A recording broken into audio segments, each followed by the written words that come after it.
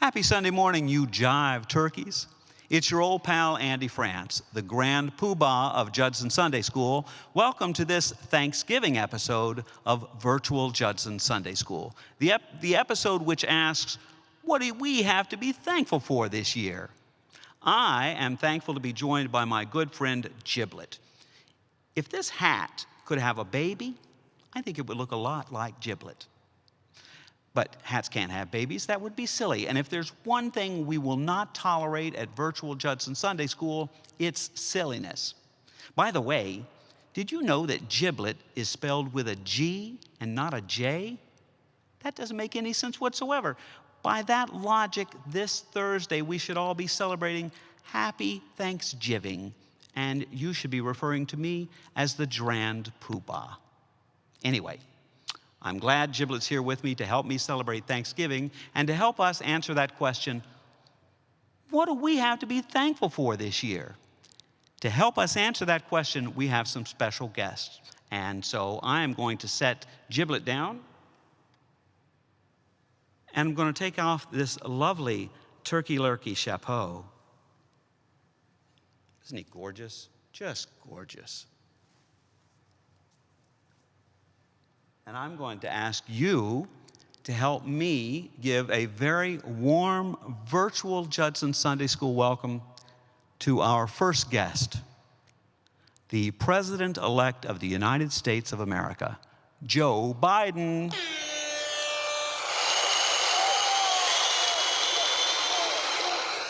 Mr. President-elect, welcome to Virtual Judson Sunday School. The first question I have for you is, are you happy you won the election? Oh, he's happy, all right, kids. Can you see that? Are we happy Joe Biden won the election? I think we can shake our bobbleheads along with Joe just like that, right?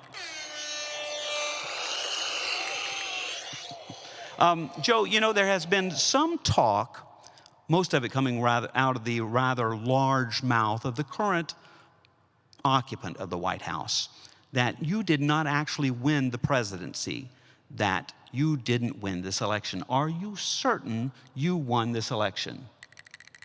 Well, that's good enough for me. After all, in my opinion, Donald Trump is nothing more than a giant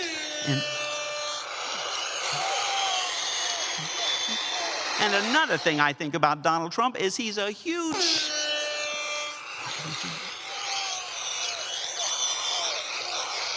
And anyway, oh, sorry kids, I forgot where I was. Anyway, no lip reading. As you can see, Joe Biden agrees with every word I just said. But I'm going to set Joe down for a few minutes so that we can welcome our next guest.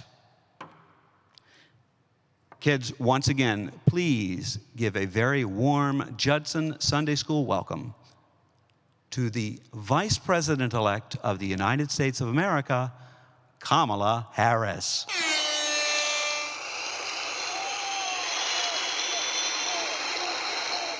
Madam Vice President-elect, welcome to Virtual Judson Sunday School. Now, kids, unfortunately, the Vice President-elect will not be taking any of our questions today. That's because, well, rather sadly, just as a few people didn't choose to vote for the first female African-American Vice President of the United States, so too did the American toy industry not manufacture the first female African-American Vice President bobblehead of the United States of America, at least not in time for today's episode. This scoundrels. But anyway, not to worry, because in addition to non-bobblehead Kamala and bobblehead Joe Biden, I am very happy to welcome one more guest. Hang on to your hats, I'm going to get her.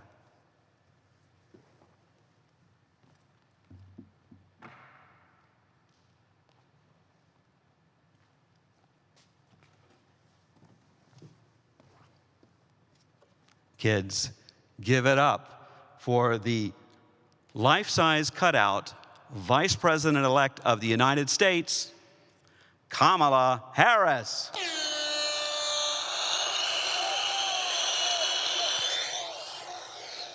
Life-size cutout Vice President-elect Kamala Harris, welcome to virtual Judson Sunday School.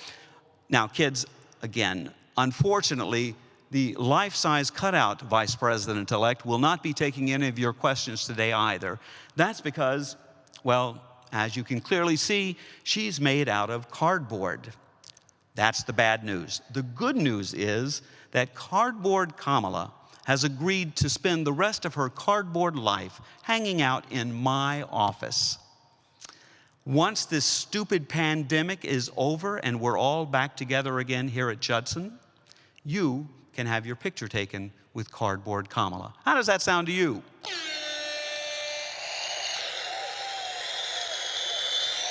So anyway, I want to thank life-size cutout cardboard Kamala Harris. I want to thank non-bobblehead Kamala Harris. And I want to thank bobblehead Joe Biden for being with us today.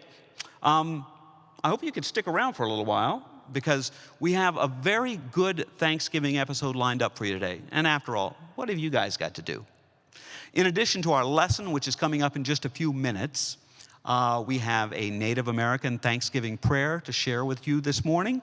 We also have a very funny story about a couple of kids trying to escape the boredom at Grandma's house for Thanksgiving. And we also need to practice our song, Christmas Time is Here, from the old Charlie Brown Christmas special. Hey, Joe, do you like Charlie Brown? Somehow I knew he would. But first, I recently asked the kids of Judson Sunday School, what do they have to be thankful for this year? And these were their responses.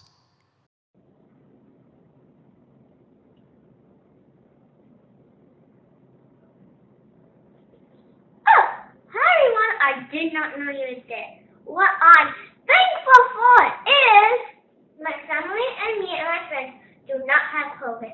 That's what I'm thankful for. And that school, we can still go to school and that it's open. Happy Thanksgiving, everyone!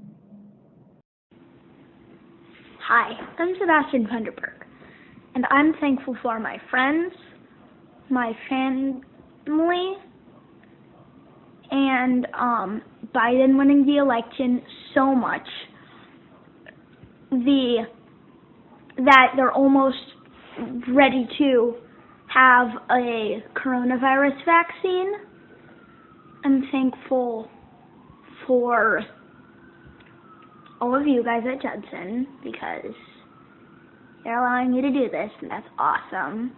And I'm thankful that during this hard time, both Trump and coronavirus, that I have so many good people. Okay, bye. My name is Sotia, and I'm grateful for having a family and friends that support me, a house to live in, food to eat, and for being not sick and not having the coronavirus. I am thankful for my dog Polly and my friends and family. I'm grateful for my family, my pets, and the park that we have over here. I'm grateful for my loving family and my cute cat, Dot, and Finley. And I'm grateful for all of the trees around us. And I'm grateful for everything and having this park. I'm thankful for my friends and family. I can talk to my friends Sabine in Canada every day over FaceTime, that we have a roof above our heads, we have enough food and water, and that both of my parents still have their jobs. I'm grateful for my sister and my cats. Thank you so much for those videos. Una, Phaedra, Sebastian, Owen, Esfahan, Charlotte, and Sotia. I love them so much. You know, when I asked for Thanksgiving videos, I wasn't sure that I would even receive one video. That's because, well, after all, 2020 hasn't exactly been the kind of year anyone would be thankful for, has it? Let's do a quick year-in review. So far, 2020 has given us bushfires in Australia, cyclones in India and Bangladesh, flash floods in Somalia, earthquakes in Mexico and Puerto Rico. A volcano erupted in the Philippines, and right here in the United States, we've had forest fires from California all the way up the West Coast to Washington State, murder hornets, and so many hurricanes, they've run out of names. It's been a year of tremendous social unrest with protests and demonstrations and riots over the deaths of George Floyd and Breonna Taylor and far, far, far too many African Americans at the hands of police departments across the United States of America. It's also been a year where we've lost so many of our heroes, like basketball star Kobe Bryant, Black Panther actor Chadwick Boseman, and Supreme Court Justice Ruth Bader Ginsburg.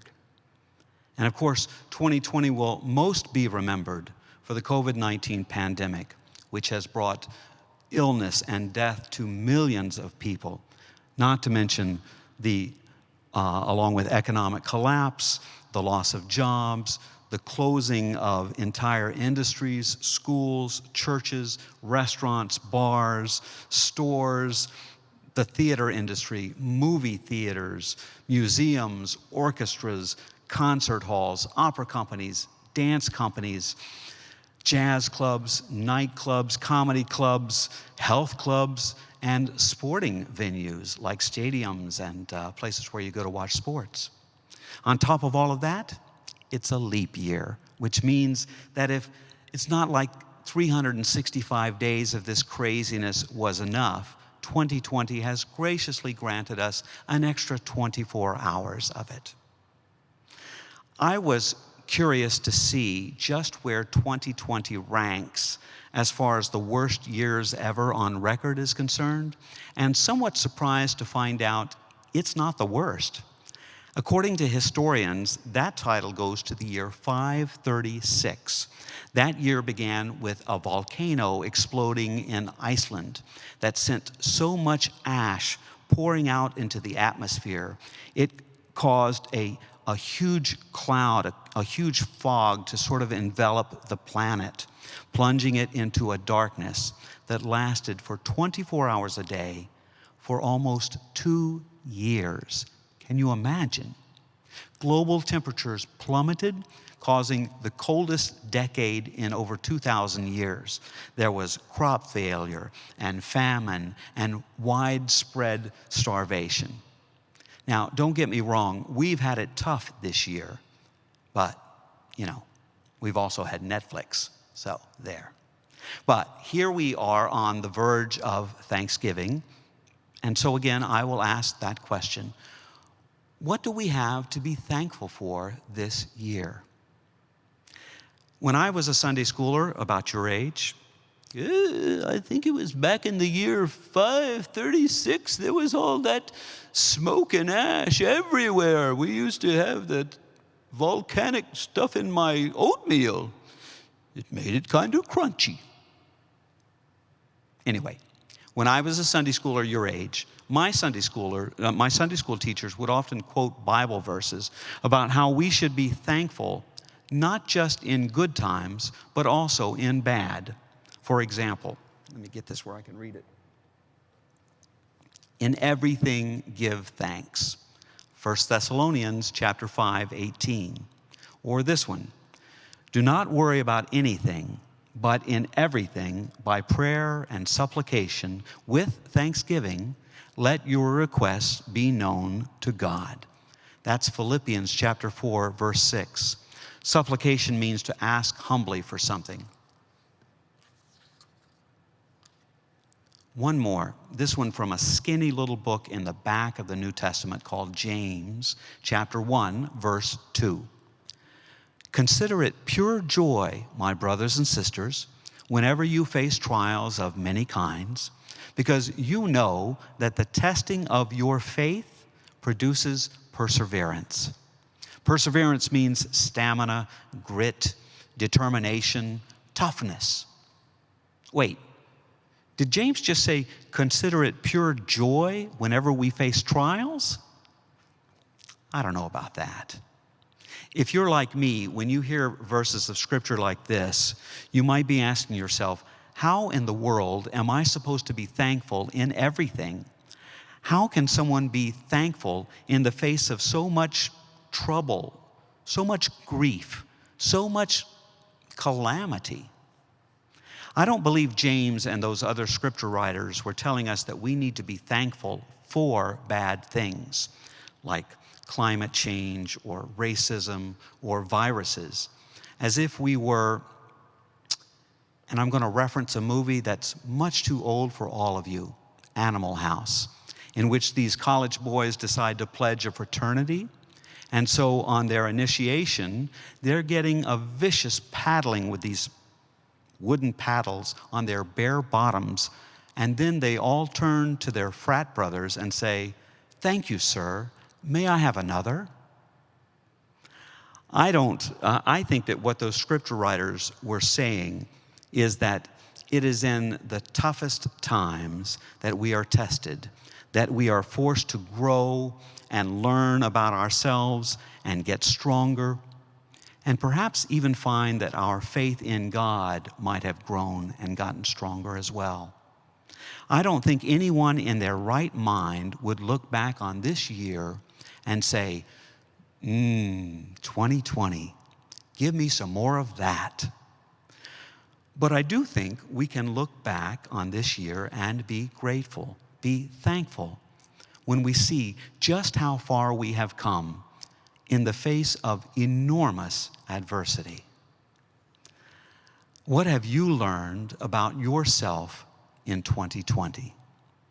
This Thanksgiving, why not take a moment and reflect on everything you have been through this year, and then catch your reflection in the mirror. Look at you. You've taken a pretty good punch this year, and yet there you are, still standing. And my, how you have grown. What do we have to be thankful for this year? Everything. Well, boys and girls, like I was telling Kamala and Joe earlier, today's story is about a couple of kids who are trying to escape the boredom of Thanksgiving at their grandma's house. It's called The Great Thanksgiving Escape by Mark Fearing. Let's read it. It was another Thanksgiving at Grandma's.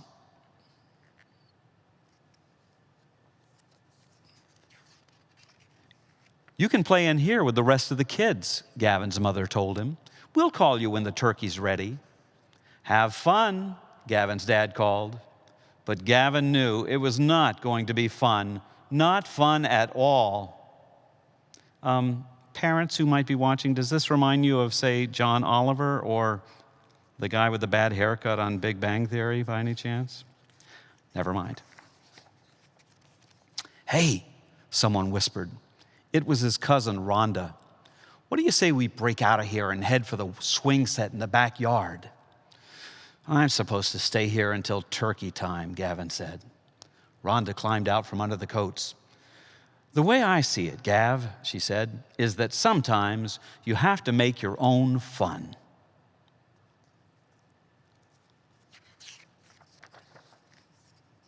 "Are you with me?" Gavin nodded. "I'm in." They crept out and headed for the front door.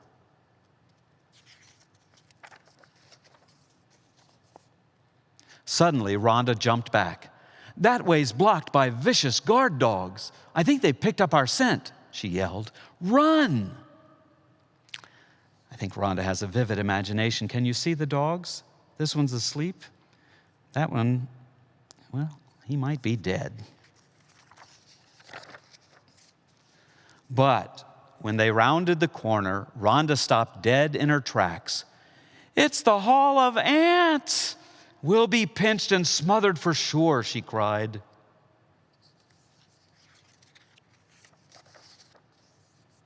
Gavin trembled, remembering Christmas last year. He'd had to ice his face for 3 days.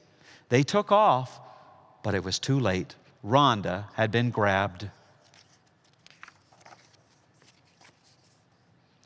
Luckily, she reacted defensively. Shoo! And managed to break free without a pinch. Quick, before another one comes in for a snuggle, yelled Rhonda as she bolted past. Head for the back door. Don't you love all those hands reaching for them? Oh no! The Great Wall of Butts! Rhonda yelled. It's certain death to get between them and the TV.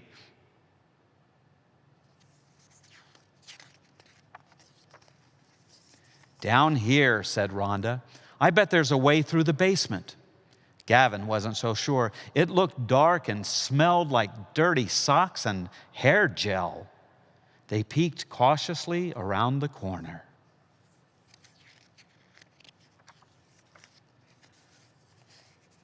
Zombies, Rhonda screamed. They'll eat our brains as an appetizer.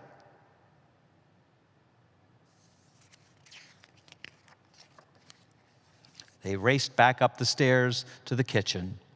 Just a little snack for the road, Gavin said. No, Rhonda yelled. It's a trap. She grabbed Gavin just before they were surrounded.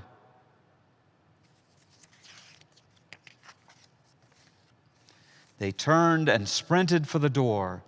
We're almost there.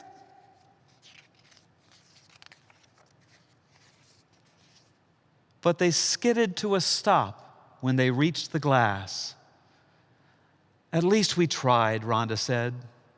Gavin was quiet for a moment. Then he said, the way I see it, Rhonda, is that sometimes you have to make your own fun.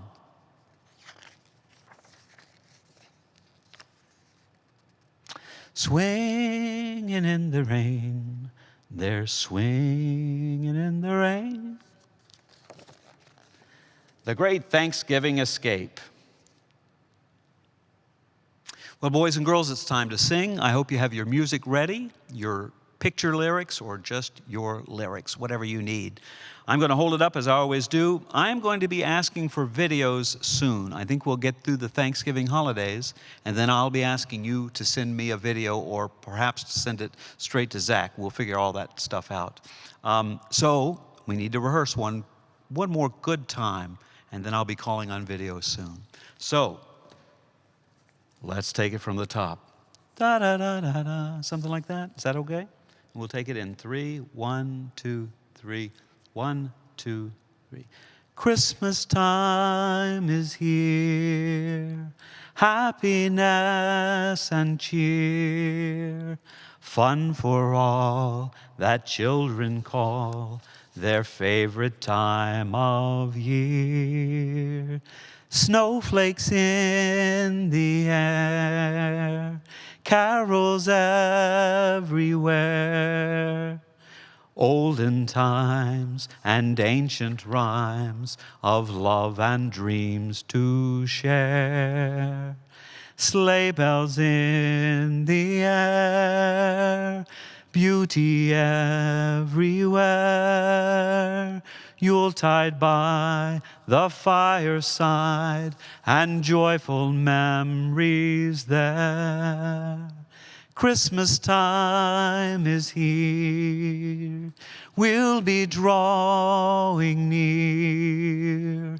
Oh, that we could always see such spirit through the year.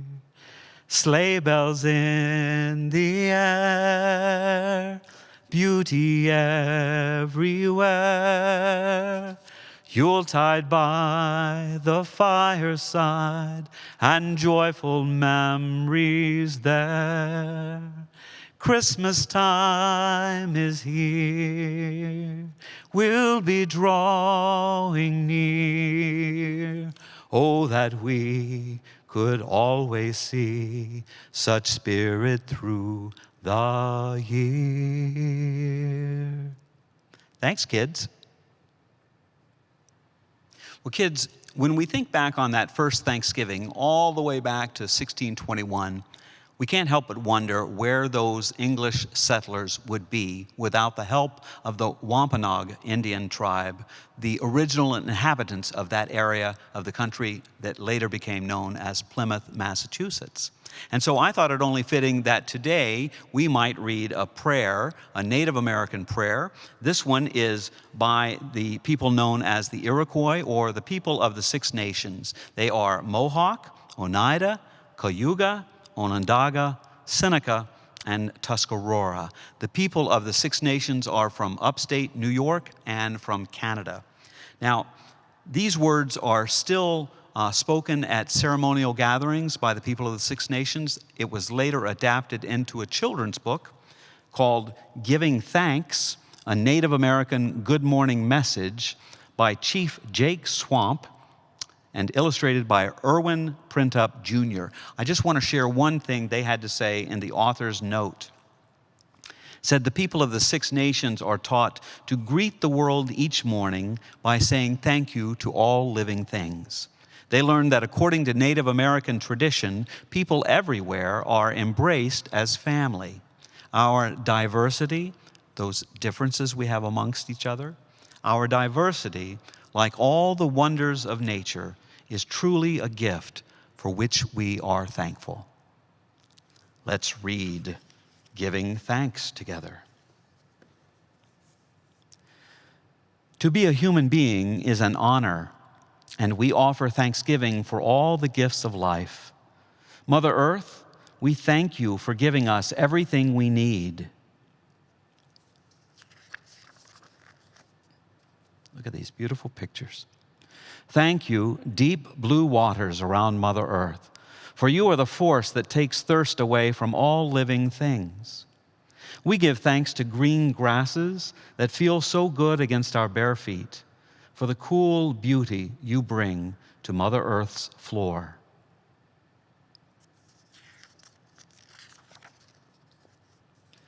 Thank you, good foods from Mother Earth, our life sustainers, for making us happy when we are hungry.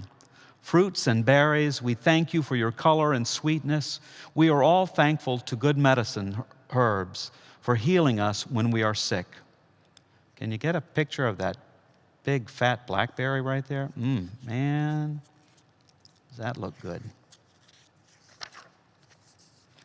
Thank you, all the animals in the world, for keeping our precious forests clean.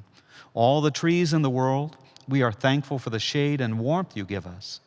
Thank you, all the birds in the world, for singing your beautiful songs for all to enjoy.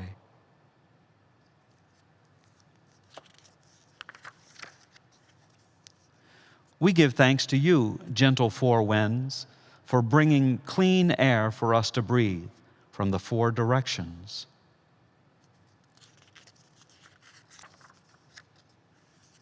Thank you, Grandfather Thunder Beings, for bringing rains to help all living things grow. Can you see these beautiful pictures of these clouds, the thunder beings?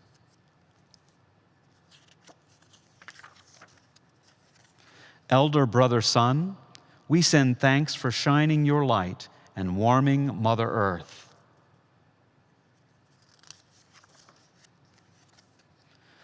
Thank you, Grandmother Moon, for growing full every month to light the darkness for children and sparkling waters. There's Grandmother Moon. We give you thanks, twinkling stars, for making the night sky so beautiful and for sprinkling morning dew drops on the plants.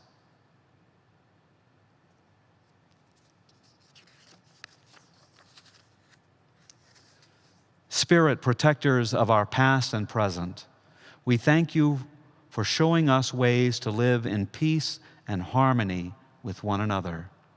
And most of all, thank you, Great Spirit, for giving us all these wonderful gifts so we will be happy and healthy every day and every night. Giving thanks. Well, boys and girls, we've somehow managed to do it again. We've gotten through another episode of Virtual Judson Sunday School. I want to thank Andre and Goff, as always, for all their help putting this episode together. And I want to thank you for being with me today as well. I will be away the Sunday after Thanksgiving. And so Judson Sunday School, virtual Judson Sunday School, will be off the air. But if you are so inclined, you are more than welcome to go to YouTube, type in Judson Memorial Church Sunday School in the search bar, and then you can watch any of our old episodes. Walter the Farting Dog, Moana. You can even watch Kamala and Joe again if you'd like. So, on behalf of Cardboard Kamala, Non-Bobblehead Carmela, Giblet, and the President-elect of the United States, Joe Biden. How great does that sound? Thank you so much for being with us today, and happy Thanksgiving!